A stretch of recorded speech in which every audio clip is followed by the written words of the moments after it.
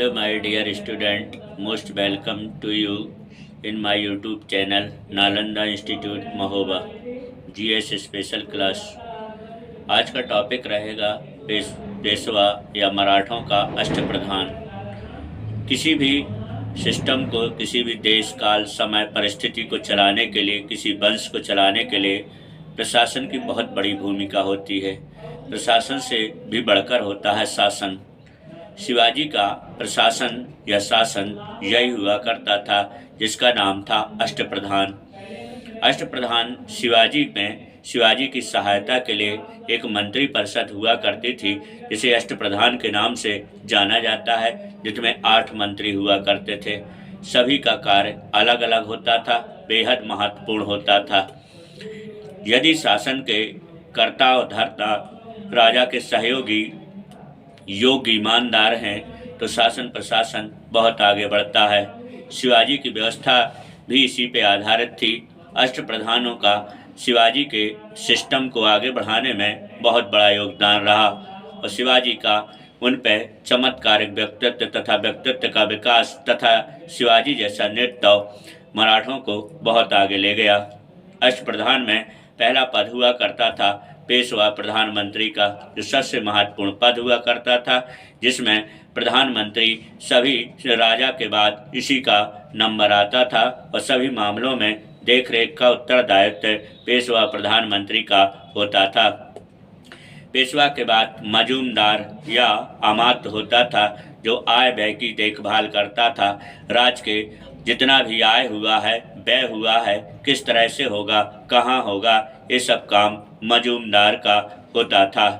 तीसरे नंबर पे वाकिया नवीस या वकील हुआ करता था, जो राजा के व्यक्तिगत मामले को देखता था, यानी पर्सनल असिस्टेंट के रूप में होता था, जो शिवाजी की व्यक्तिगत बातों को देखता था, सुनता था और व्यक्तिगत मामलों की या समस्याओं का समाधान करके शासन प्रशासन में सहयोग करता था। चौथा पद सुमंत या दबीर, जिसे विदेश मंत्री के नाम से जाना जाता था, यह विदेश मंत्री का काम करता था। इसका काम भी महत्वपूर्ण होता था।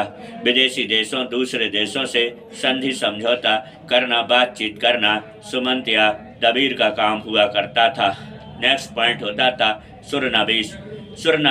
सुरनबीस शिवाजी के सभी राजकीय पत्र व्यवहारों की देखभाल करने वाला अधिकारी था। सुरनबीस का राजकीय पत्रों की देखभाल के रूप में महत्वपूर्ण कार्य और जिम्मेदारी होती थी। सेनापति या सर नौबत का पद भी शिवाजी का मुख्य सेनापति होता था, जिसका काम सेना का संचालन, निर्देशन और नियंत्रण होता था। पंडित राव यह धार्मिक मामलों का मुखिया होता था और धर्म योद्धा के रूप में काम करता था। न्यायाधीश शिवाजी के बाद यह सबसे बड़ा पद जज का होता था, जो न्यायिक कार्यों की सलाह में शिवाजी की सहयोग करता था, शिवाजी का मार्गदर्शन करता था, लेकिन मुख्य भूमिका शिवाजी की ही रहती थी। शिवाजी के शासनकाल में सभी अष्टप्रधान स्थायी नहीं थे, ना ही आनुवंशिक थे, ना ही उनको जागीर दी जाती थी। शिवाजी के वेतन समय में नगद वेतन की व्यवस्था हुआ करती थी। शिवाजी का यही शासन प्रशासन की योग्यता, क्षमता, दक्षता शिवाजी के शासन प्रशासन को तथा शिवाजी की मंत्री परिषद और शिवाजी के देश काल को आगे बढ़ाने में महत्वपूर्ण सहयोगी सिद्ध हुए। डियर स्टूडेंट, यदि यह वीडियो आपको पसंद आया तो लाइक करिए, शेयर करिए, सब्सक्राइब करिए और जानते हैं यदि इससे संबंधित कोई प्रश्न है तो कमेंट बॉक्स में लिखिएगा, उसका उत्तर दिया जाएगा। वीडियो देखने के लिए बहुत बहुत धन्यवाद।